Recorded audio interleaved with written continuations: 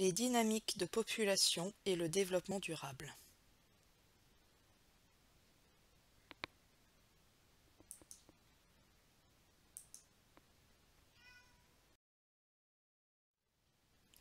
La population mondiale ne cesse d'augmenter et de s'urbaniser. En 2015, nous sommes ainsi 7,3 milliards. Les projections statistiques prévoient que nous serons 8,5 milliards en 2030. Une telle évolution du nombre d'habitants, et surtout à une telle vitesse, a pu conduire à parler d'explosion démographique et de bombe P.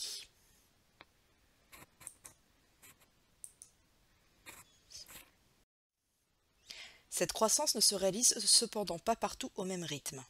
Certains pays connaissent une très forte croissance démographique, alors que d'autres ne connaissent qu'une faible croissance, voire même une diminution de leur population.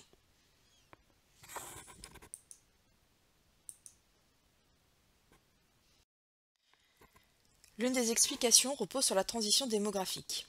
Avant la transition, le taux de mortalité est élevé et il faut donc faire beaucoup d'enfants pour maintenir l'équilibre.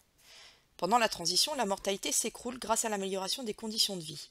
La natalité suit mais en décalé, ce qui provoque un fort accroissement naturel. Enfin, après la transition, les taux de mortalité de natalité sont faibles et donc l'accroissement naturel également. Aujourd'hui, la plupart des pays africains sont dans la seconde phase de la transition, tandis que les pays émergents en sont sortis récemment et les pays occidentaux l'ont quant à eux terminé depuis plus d'un siècle.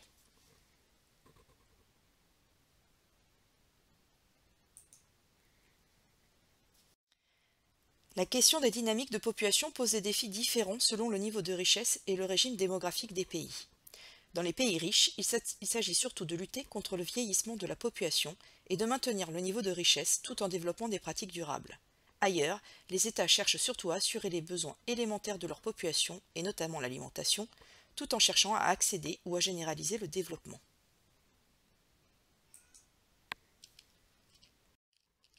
Il faut donc parvenir à nourrir une population en constante augmentation, ce qui conditionne les trois piliers du développement durable.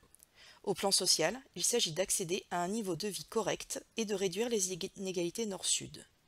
Au plan économique, produire des richesses sans polluer, mais également diversifier les ressources de richesse. Enfin, au plan environnemental, la question est d'éviter les gaspillages de ressources naturelles et d'augmenter les productions agricoles sans polluer.